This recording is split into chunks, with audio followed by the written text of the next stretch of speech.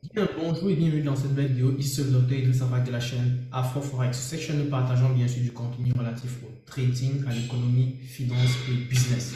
Si tu n'es pas encore abonné à la chaîne, alors je t'invite bien sûr à t'abonner, surtout à liker et à partager avec la communauté.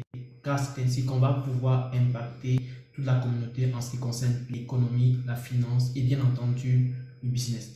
Donc, dans cette nouvelle vidéo, on va revenir sur l'affaire FTX. Vous savez que c'est le cas qui est en train de mettre tout le marché des crypto-monnaies en ébullition et il faudrait véritablement qu'on en parle pour pouvoir trouver des pistes de solutions. Donc, dans cette vidéo, on va non seulement aborder légèrement l'approche solution parce que beaucoup de gens ont parlé de FTX, ils ont présenté FTX comme si c'était la plus puissante arnaque du monde entier. Oui, c'est vrai, on y est déjà, on est dans les faits. Mais la question, c'est de savoir comment est-ce qu'on sort de cette situation-là? Quelles sont les solutions à engager? Donc, je t'invite à rester jusqu'à la fin de la vidéo afin de pouvoir, bien sûr, comprendre quelles sont les solutions, les pistes de solutions qu'on pourrait éventuellement engager pour une telle situation afin que, bien entendu, tous les personnes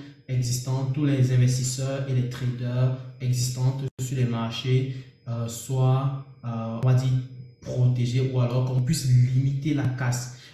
Mais avant d'entrer dans la partie solution, il faut bien entendu qu'on aille un peu dans l'aspect historique. Donc, je vais tout de suite partager mon écran afin qu'on puisse bien sûr comprendre qu'est-ce qui s'est passé déjà d'entrée de jeu et comment est-ce que les choses ont évolué jusque-là. D'accord? Donc, je vais tour à tour partager mon écran ici pour qu'on comprenne d'abord comment les choses ont progressé jusqu'aux pistes de solution. OK? Donc, déjà, pour une première partie, il faut déjà comprendre que tout est parti en fait du fait que on a publié un peu une sorte de d'état financier.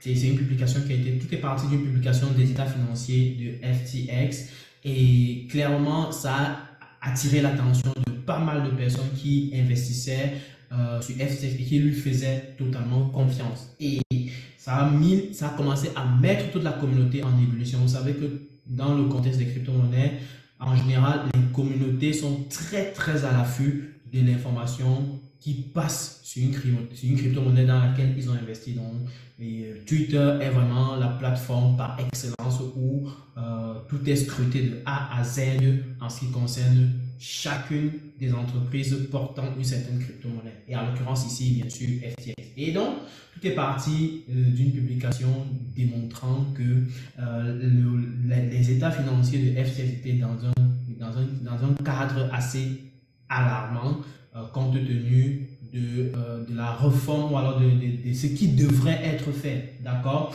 Donc, on partait sur le principe qu'il n'y a que 900 millions dans les caisses qui sont clairement liquides en termes d'actifs sur 9 milliards en termes de passifs. Donc, les actifs comptaient juste pour 900 millions contre 9 milliards de passifs. Ceci était déjà assez alarmant. Ça a poussé les gens à se poser des questions et ça a commencé à faire sortir un peu les détails par rapport, ça a poussé un peu l'entreprise, les investisseurs ont poussé l'entreprise à donner plus de détails à ce sujet-là. Et s'il faut rentrer un peu dans les détails concernant le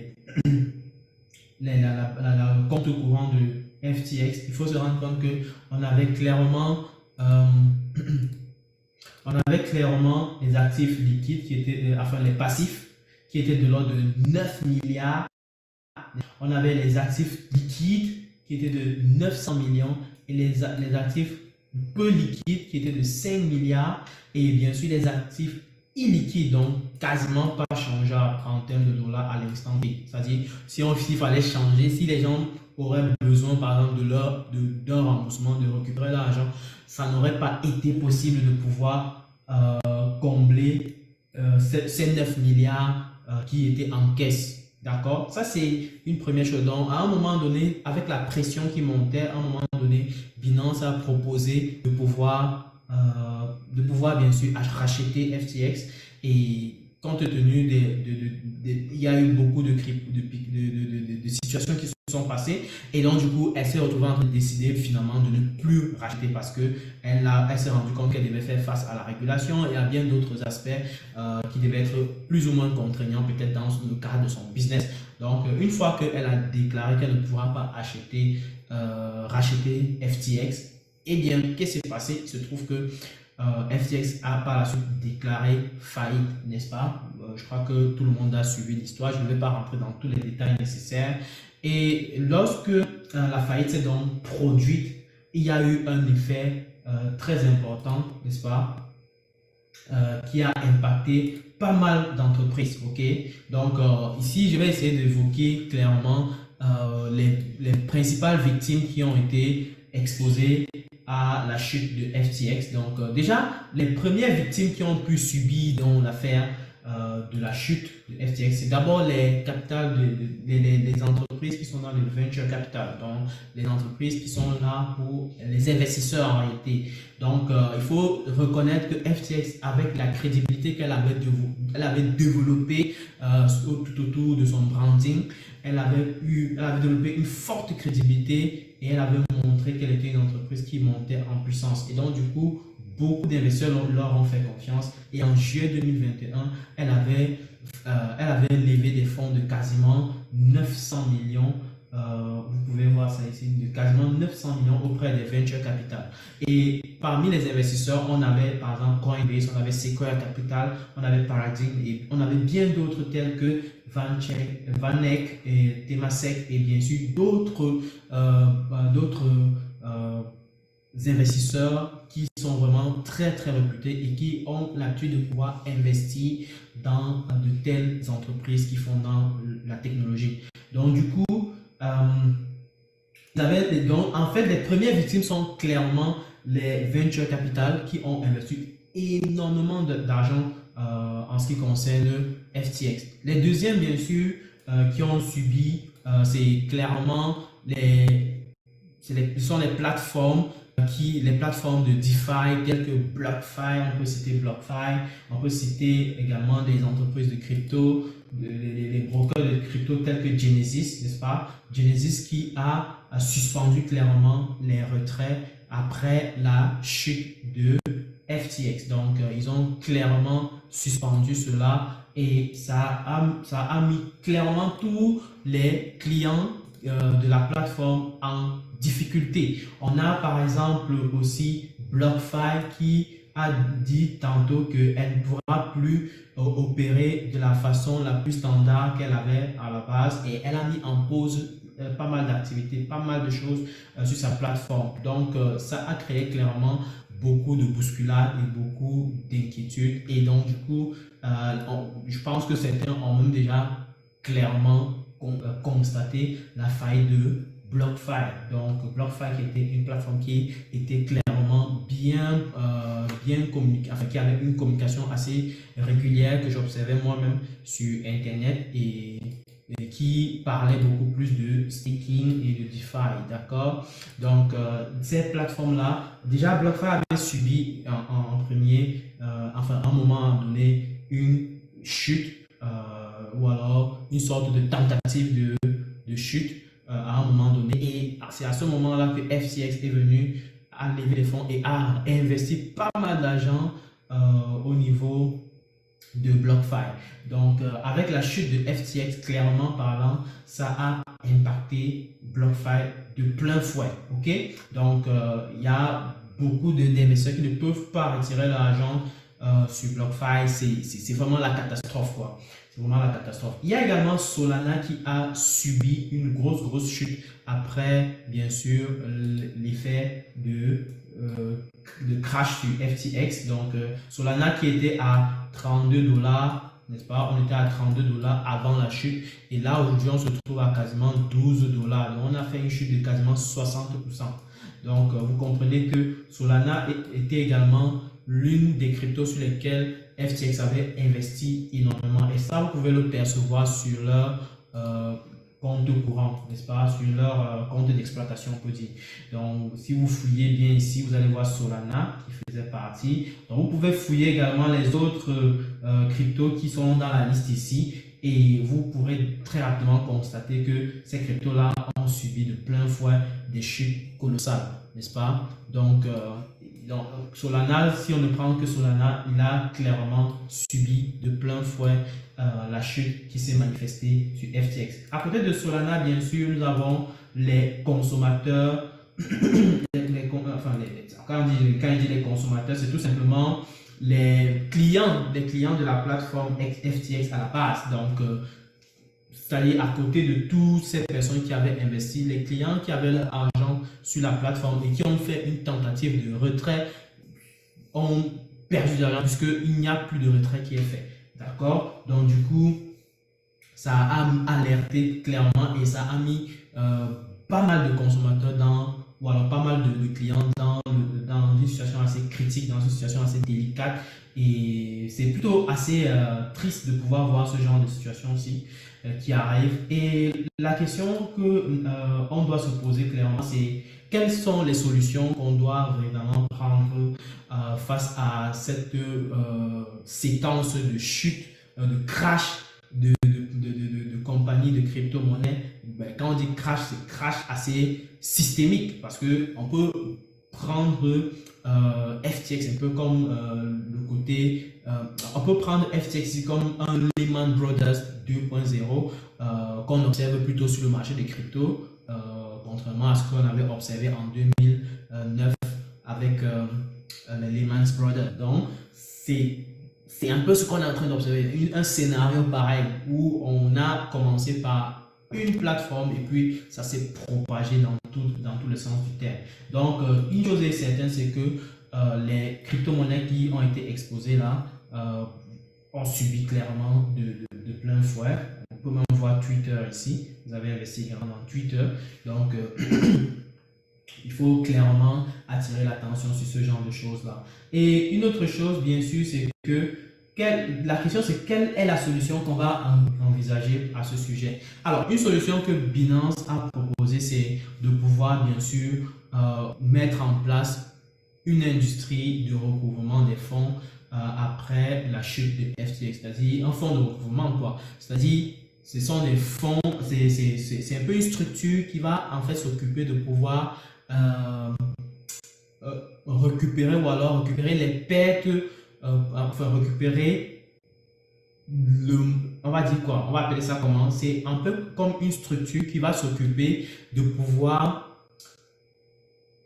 voir dans quelle mesure récupérer l'argent des clients, des plateformes des clients sur les plateformes ou alors auprès des investisseurs qui ont subi par exemple un crash. Je prends un peu un exemple pour vous expliquer cela. En général, quand vous allez en banque, en réalité, vous prenez un crédit. En général, si vous n'êtes pas capable de rembourser, la banque va engager un processus de recouvrement. Recouvrement qui consiste bien sûr à maintenant trouver une entente avec le client qui n'arrive pas à rembourser le crédit, de voir dans quelle mesure on pourrait éventuellement faire des saisies des collatéraux qui ont été mis en garantie, des actifs qui ont été mis en garantie pour supporter la dette qu'ils avaient pris auprès de la banque. Donc, la banque va donc saisir, supposons que tu avais pris un crédit et tu as mis une maison en garantie ou un terrain en garantie pour pouvoir garantir que tu vas rembourser l'argent que tu as pris auprès de la banque. Et que finalement tu n'arrives pas à rembourser, la banque va donc trouver le moyen de saisir ce terrain ou cette maison-là et va devoir la revendre tout simplement sur le marché afin de pouvoir rattraper les pertes qu'elle aurait dû subir et au moins couvrir une partie des pertes. C'est ce qui se passe, ok? Donc, Binance propose de pouvoir mettre en place une industrie de recouvrement qui va s'occuper véritablement de faire des saisies des collatéraux qui avaient été déclarés et qui va permettre au moins de couvrir une partie des pertes réaliser après qu'une entreprise ait fait un crash. Voilà un peu le modèle. Ça, ce sera une bonne chose, mais la question, je ne sais pas si c'est Binance qui voudrait mettre ça en place. Si c'est elle qui veut mettre ça en place, il y a un souci parce que en même temps, elle aussi, elle est une entreprise un exchange. Comme, je me pose la question de savoir, est-ce qu'il n'y aura pas une sorte de délit d'initié ou alors une sorte on va appeler ça comment, d'inter ou alors je vais utiliser le terme délit d'initié dans le sens où elle va en même temps jouer le rôle de la police et enfin, on va appeler ça comment, du juge et du jugé, un truc comme ça, ok. Donc c'est un peu délicat. Je pense que ce genre de structure doit être mise par un gouvernement afin de pouvoir véritablement avoir un contrôle, un supra-contrôle sur toutes les exchanges qui viennent se créer et qui finalement se détruisent comme ça là. Ou alors créer une structure gouvernementale qui va vraiment avoir ce côté, qui peut éventuellement jouer le rôle de garantie sur certaines entreprises qui ont une haute valeur dans le contexte du marché des crypto-monnaies. Parce que, il faut le dire, le marché des crypto-monnaies est encore assez naissant. Il peut y avoir des entreprises qui jouent le rôle d'assurance, n'est-ce pas, et qui vont supporter potentiellement ou alors qui vont jouer le rôle de garantie dans la mesure où une certaine entreprise dans le contexte des crypto-monnaies ne parviennent pas à supporter les payes ou alors, disons, on va dire, subir une sorte de crash ou de faillite, n'est-ce pas? Donc, une sorte d'entreprise de garantie. Ça peut être une entreprise gouvernementale, ça peut être une entreprise privée. OK? Donc, mais encore une fois, il faudrait qu'on fasse attention avec des entreprises qui prennent des initiatives très rapidement, comme ça, là, qui vont créer des fonds de recouvrement ou alors des fonds de garantie ou encore des fonds d'assurance pour des entreprises qui font dans la crypto. Je pense que déjà, des entreprises qui vont jouer le rôle d'assurance pour des exchanges ou alors pour d'autres entreprises qui opèrent dans le secteur de la crypto-monnaie vont être très très utiles. Très utiles dans le sens où jusqu'aujourd'hui, il y a eu clairement trop de scènes qui ont fait perdre un peu de confiance au marché des cryptos. Et pour pouvoir remettre en place cette confiance, je pense que l'assurance des entreprises crypto est extrêmement primordiale. Ok, ça c'est une chose qu'on peut faire. Maintenant, une autre chose, il est clair que la régulation est en marche. Donc, je crois que j'avais déjà fait une vidéo parlant de la régulation sur le contexte global. Il y a pas mal de pays qui sont en train de travailler sur la régulation.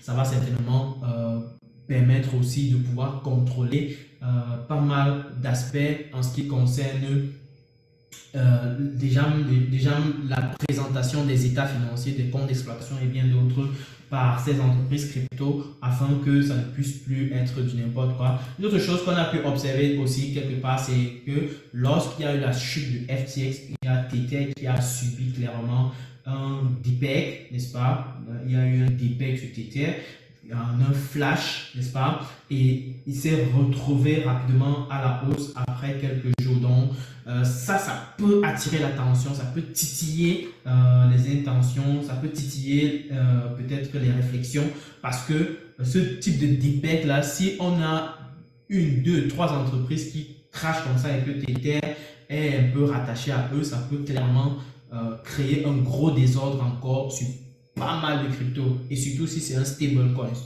parce que beaucoup d'entreprises utilisent des stablecoins, beaucoup d'intervenants sur les marchés utilisent des stablecoins. Il n'y a presque pas d'intervenants sur les marchés qui n'utilisent pas de stablecoins et en l'occurrence c'est Tether qui est un peu l'une des plus populaires des stablecoins. Donc du coup on doit vraiment faire attention à ce qui se passe sur Tether et je pense qu'une autre régulation va concerner clairement les stablecoins et visiblement trouver la frontière qui existe entre un stablecoin et un CBDC parce que encore sur ces aspects là il y a une sorte de confusion.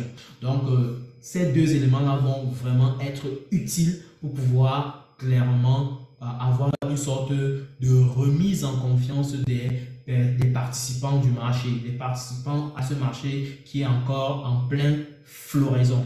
Donc, voilà un peu ce que je voulais partager. Il y a plein d'autres solutions qu'on va peut-être revenir dessus de manière beaucoup plus concrète dans les prochaines vidéos. Mais déjà, dis-moi en commentaire ce que tu en penses. Ça me fera grandement plaisir. Et surtout, partage la vidéo au maximum si tu l'as aimé. Et on se retrouve bien sûr pour une prochaine vidéo. Si tu n'as pas regardé le live que nous avons fait dimanche, je t'invite bien sûr à le regarder parce que ça te permettra d'avoir les signaux de trading sur les différentes paires de devises que nous avons échangées tout au long de la journée et bien sûr d'avoir l'image globale du marché d'un point de vue macroéconomique et des grandes tendances qui pourront se prononcer sur les différents marchés, que ce soit les indices, le forex et les cryptos. Donc, prends soin de pouvoir regarder cette vidéo et surtout partage-la également. Je vais la mettre ici ou en bas. Donc, prends soin de regarder la vidéo et surtout dis-moi en commentaire ce que tu en penses des solutions qui ont été proposées là. Donc, on se dit tout simplement à très bientôt pour une prochaine vidéo. Ciao!